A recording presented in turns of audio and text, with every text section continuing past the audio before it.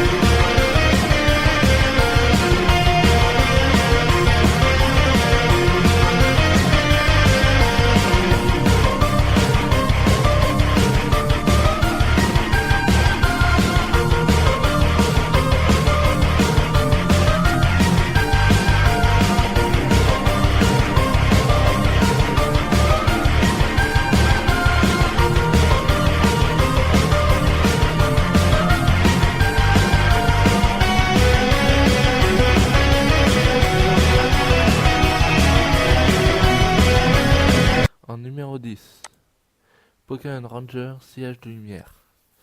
Dans ce jeu, on commence tout d'abord par les glyphes. C'est sa première qualité. Ça te permet d'invoquer des Pokémon légendaires pour soit les capturer, soit t'aider dans les compétences. Ensuite, il y a un scénario qui est sympa, type l'héritage des Insolantes, qui était très sympa comme jeu de Professeur Layton. Et là, on a le cas pour ce jeu en fait. Une forteresse qui peut détruire le monde et tout ça. Mais surtout, au grand surtout, il y a un Pichu ukulélé. Trop kawaii. Et ce Pokémon, c'est un petit peu votre Pokémon partenaire qui viendra en aide comme dans les autres jeux. Par contre, vous pourrez pas changer, hein, il y aura que lui. Vous pourrez augmenter ses capacités et tout ça, mais vous pourrez rien changer à part ça. Donc ce jeu est vraiment très sympa et graphiquement il est plutôt beau pour un jeu de DS. Il y a des cinématiques plutôt sympas. L'idée des glyphes c'était marrant. Le scénario est bien. Et ouais, voilà, il y a aussi un mode, pas FPS, mais quand on doit esquiver les tirs de quelque chose. D'une forteresse, par exemple. Oui, je sais, j'ai pas écrit de texte pour cette vidéo. En numéro 9, Pokémon Donjon Mystère, équipe de secours bleu. Alors ce jeu-là, il faut savoir que ça a été mon tout premier jeu Pokémon sur DS. Mon tout premier. Alors, je vous dis pas comment j'ai versé des larmes à la fin. Je vais pas en dire trop non plus, car si quelqu'un n'y a pas encore joué ou en train d'y jouer et veut connaître la fin, c'est vraiment super sympa comme jeu. Les graphiques, c'est un vieux jeu, mais ils sont, voilà quoi. Au moins, c'est pas juste des bonhommes qui bougent pas et qui infligent des dégâts. Non, il y a des animations pour chaque attaque.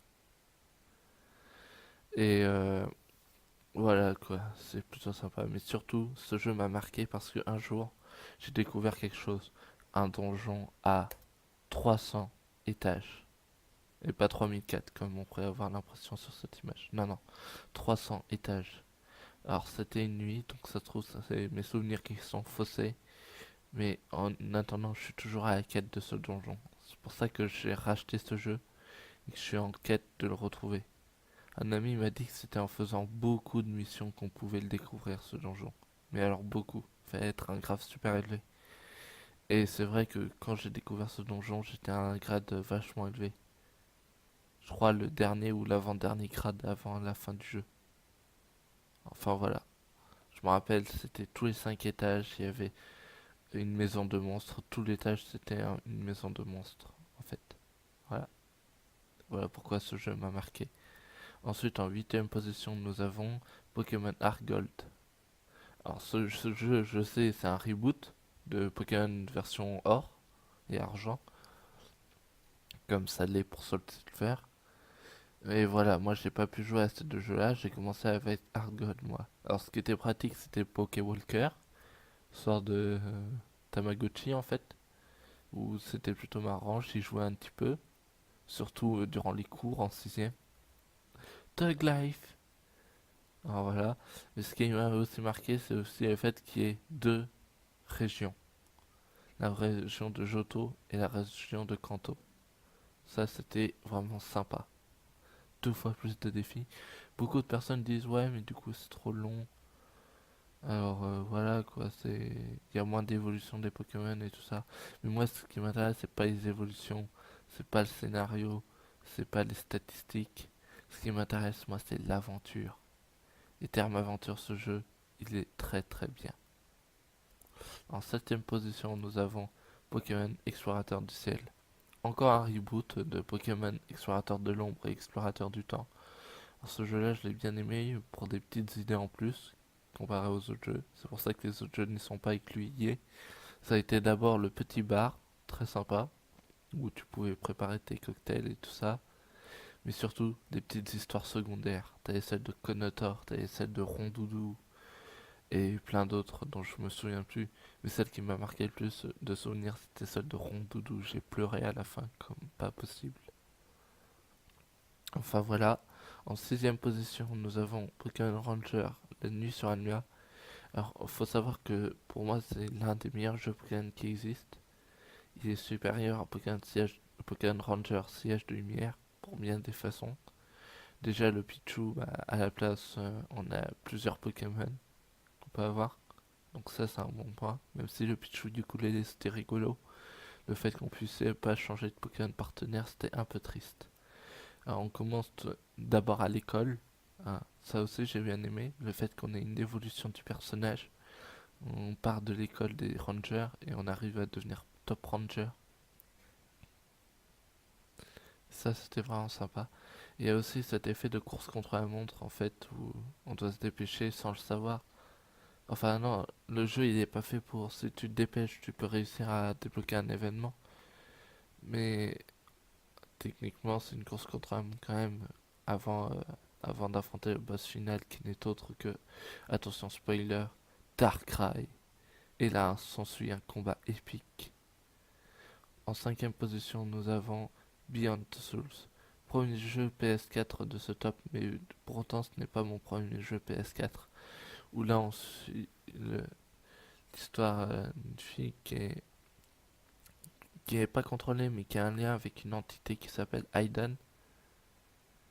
Et on va la suivre de son enfance jusqu'à sa rentrée en CIA, dans la CIA et sa cavale. Où ce jeu est très sympa graphiquement, il est juste magnifique. Le scénario est super bien. Franchement, c'était vraiment sympa à y jouer comme jeu. Je vous le conseille. En numéro 4, nous avons Pokémon version platine. Alors, dernier jeu Pokémon de cette liste. Ce qu'il faut savoir, c'est que mon premier jeu Pokémon version, ça a été Pokémon version perle. Alors, pourquoi il n'est pas dans cette liste? Bah, tout simplement parce que platine est meilleur. Si j'avais pas découvert platine, ça aurait été perle à sa place, j'imagine. Ce jeu, en fait, il est très sympa parce qu'il y a Tiplouf déjà. Alors, dans les autres jeux, il y a aussi, mais voilà quoi, il y a Tiplouf. Ensuite, la zone de combat est beaucoup plus grande avec 4 nouvelles attractions qui sont toutes aussi sympas l'une que les autres. Il y a aussi les arènes qui ont été modifiées, qui sont sympas. Mais surtout, il y a le monde distorsion. Où, contrairement à ce que les autres peuvent penser, et la toute première fois que on va dans un autre univers. Alors que Sun et Moon est réputé pour ça.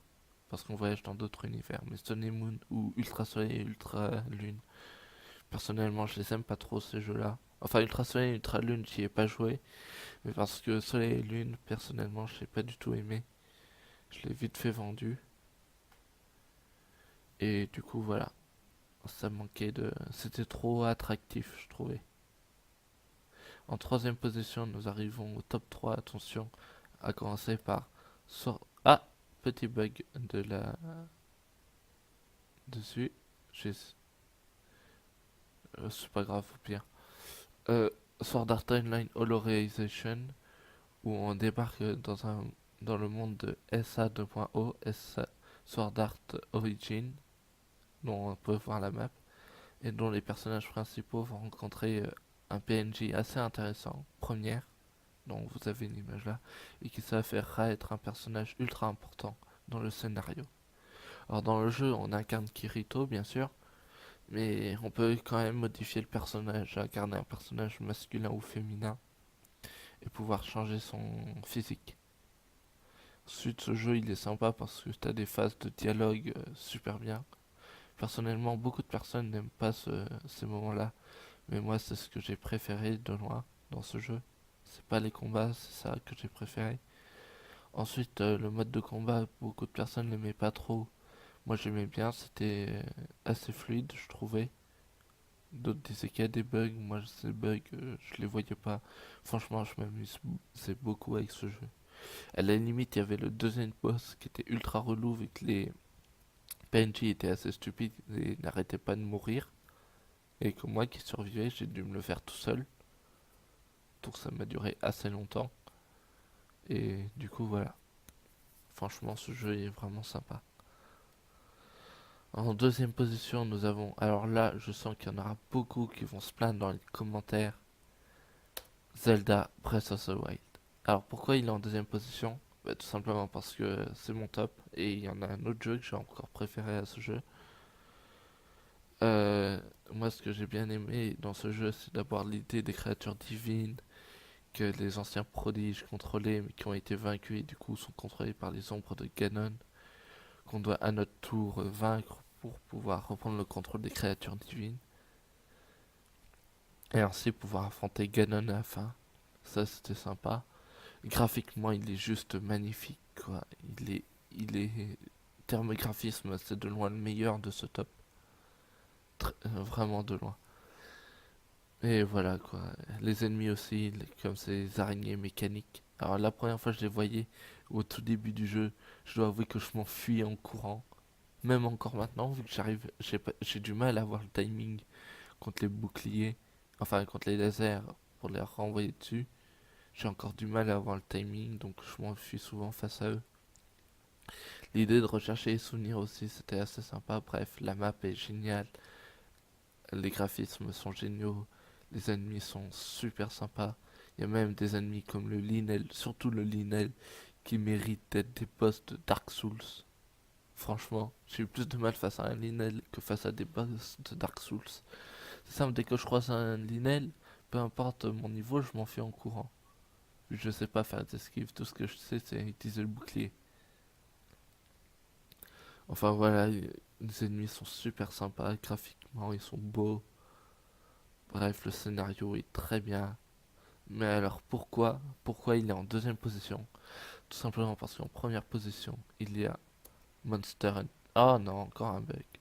Bon bah pas grave. Monster Hunter Story, qui est un jeu juste magnifique graphiquement, qui est juste un spin-off des jeux Monster Hunter, on est d'accord, qui a été créé pour les enfants plus jeunes et dont un dessin animé est sorti ressemblant beaucoup à Pokémon. Et c'est pour ça que je le préfère à Breath of the Wild. C'est parce qu'il m'a fait penser aux anciens Pokémon, à la bonne vieille vie.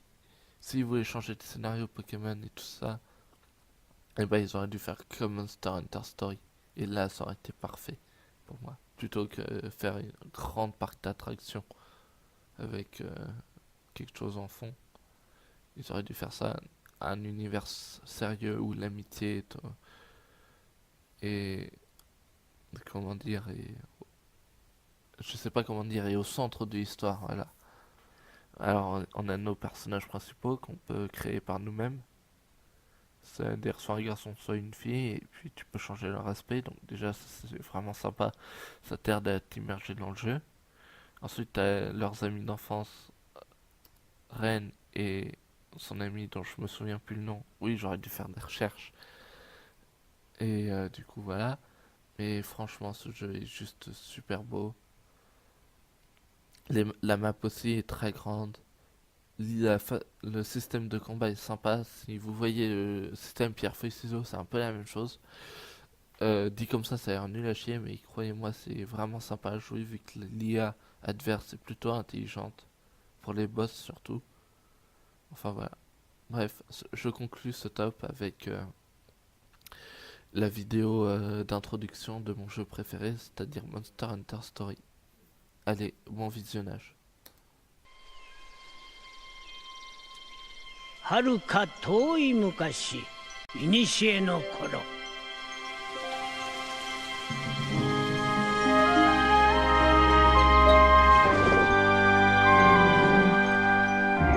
モンスターと心を通わせ、眠れる力を目覚めさせる者がいた。